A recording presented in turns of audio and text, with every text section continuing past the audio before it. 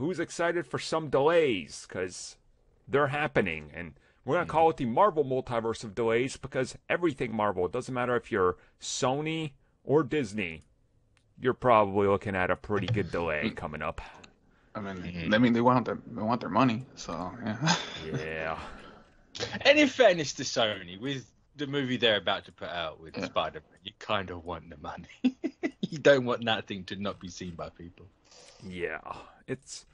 Look, I honestly, I don't fault them for it, and I encourage them to do it because we thought it'd be like, well, it's okay, and you know what? Black Widow's made enough.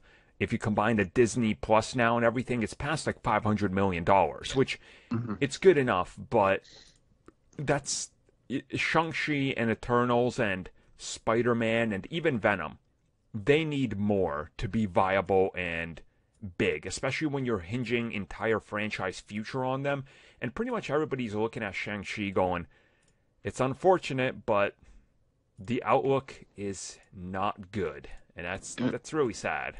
Yeah, especially with the reviews saying it's a really good movie. It might make a lot more money than it would have if everyone was able to go see it in theaters. Yeah. You know, they've said Shang-Chi depends on whether they consider it an underperformance or not. And it's like, we spoke about it a couple of weeks ago. It's tracking to be like, the closer we get, the higher the tracking goes up, obviously. But, the high end is like, 70 million? Which is only 10 million less than Black Widow. And it's like, that's still more than Ant-Man pre-pandemic. Yeah. And that's made $1 billion between the two movies. So maybe it's just kind of like we might delay it, depends, but it's probably not going to happen because people, who knows? Who knows at this point?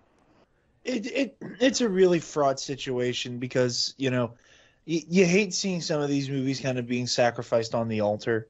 Like I know Simu Liu had was like, no, like we're not an experiment. And how there's like a lot of, like understandably, a lot of the people involved with Shang-Chi are a little miffed by that verbiage that like, oh yeah, like we're gonna let this movie be the guinea pig. Yeah. And Disney has, by virtue of their desire for every movie they release to be event cinema, like that's been their thing. They've Martin said that. Scorsese just rolled in his grave. Good. He's not even in it yet, and he's just rolled in it. Good. As an Italian, we don't claim him. Italian nerd, that is. The other Dagos probably do, but it's okay. I don't like they like the spectacle of being in the theater surrounded by people. Oh my God, we're all gonna go lose our minds when a cat picks up Mjolnir, all that kind of stuff.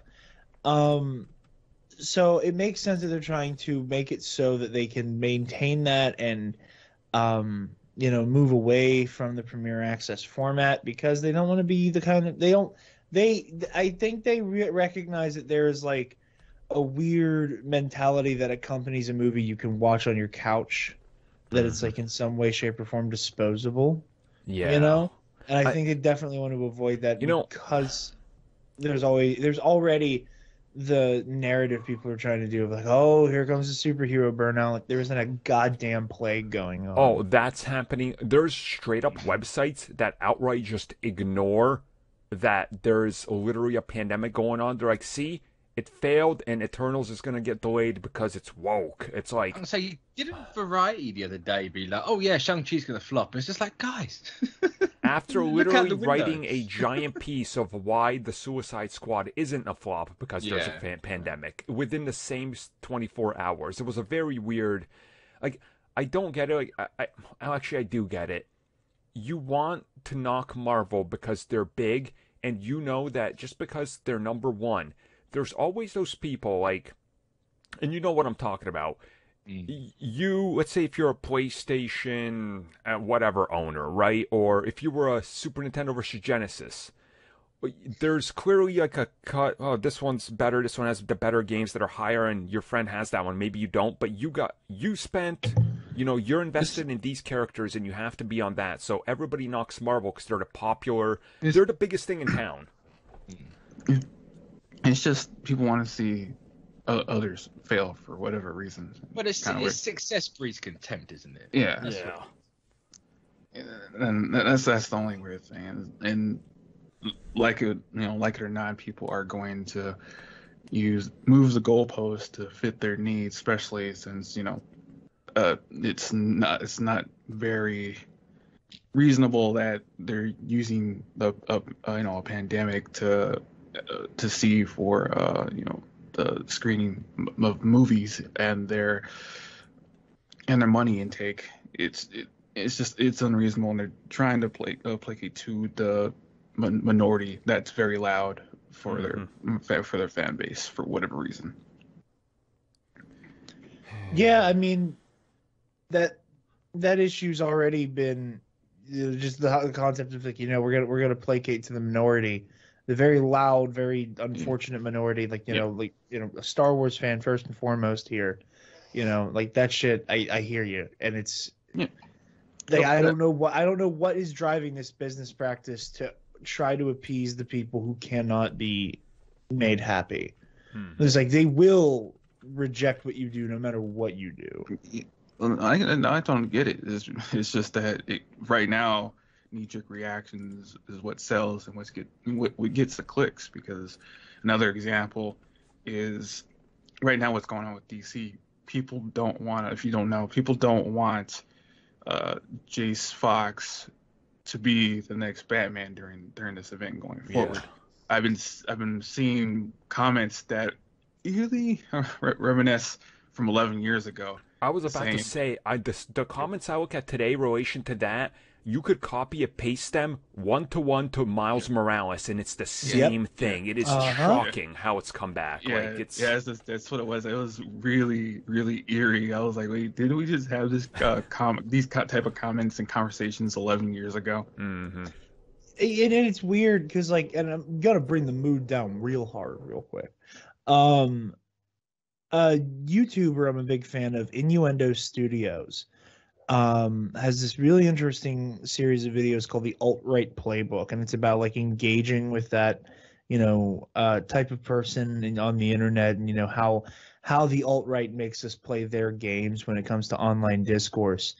And he recently released a talk he did, I think, at a college, and they turned it into a video, and he was talking about the dawn of Gamergate and all of that chaos, and just listening to it and watching it, I'm like when you think about outfits like the Phantom Menace and all of those Looney Tunes that fall in and out of that group of people, that you just get that moment where it's Gamergate never ended.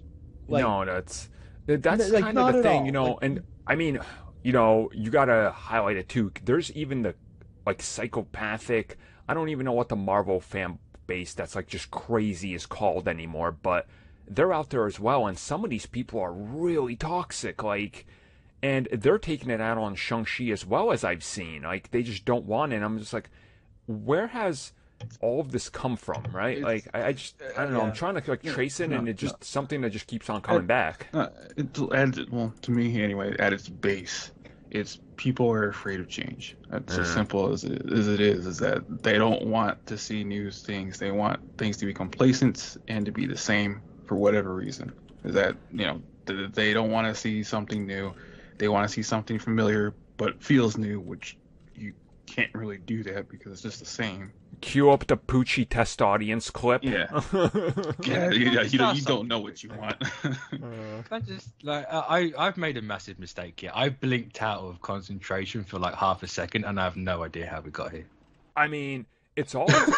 I'm just whoa.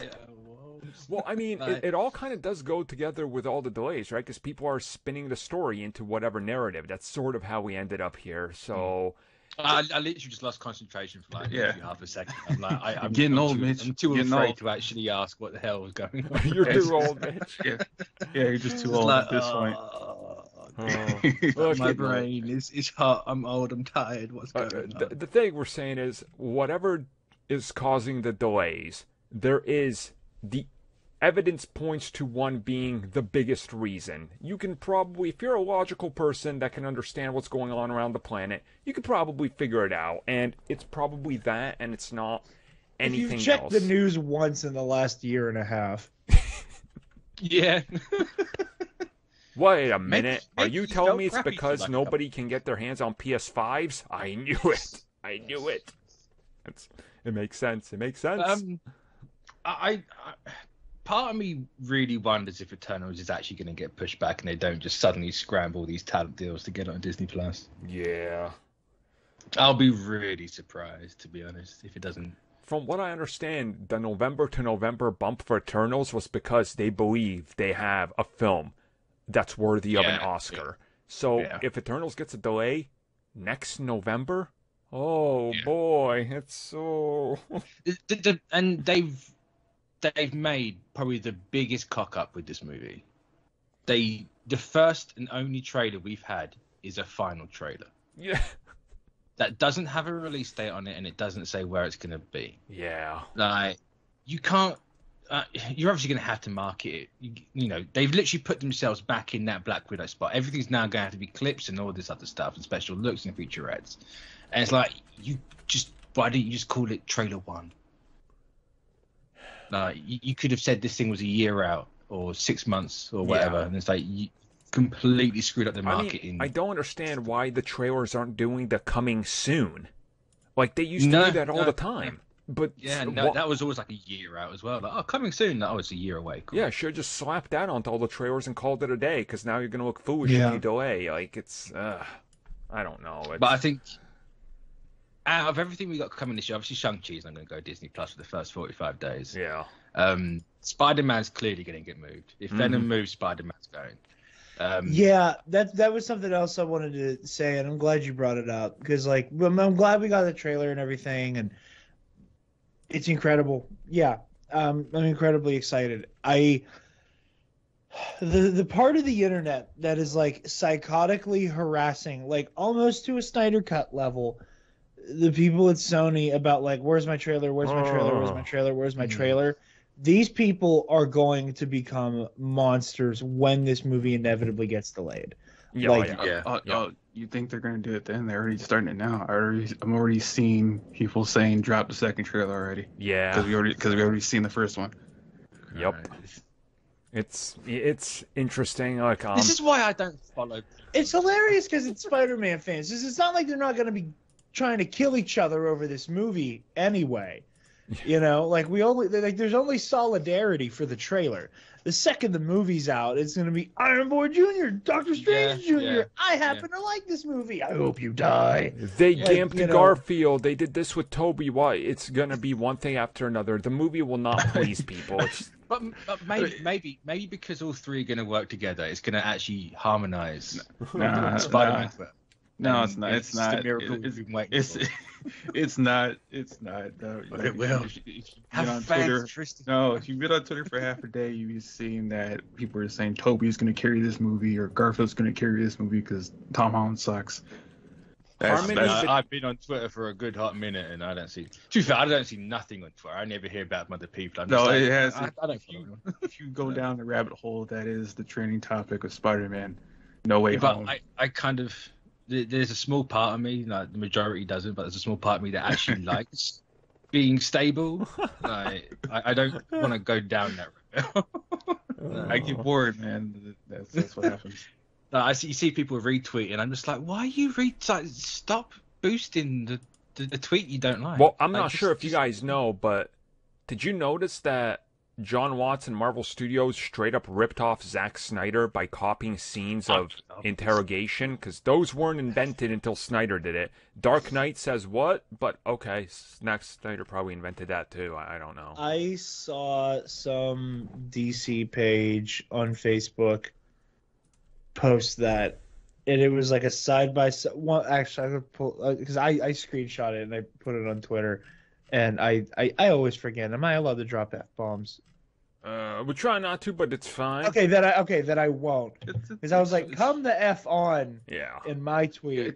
But it was literally this like grid of pictures where it's Peter handcuffed to the table, Clark handcuffed to the table, Peter walking past the sign that says Devil in Disguise, Superman pouting outside of the Capitol building.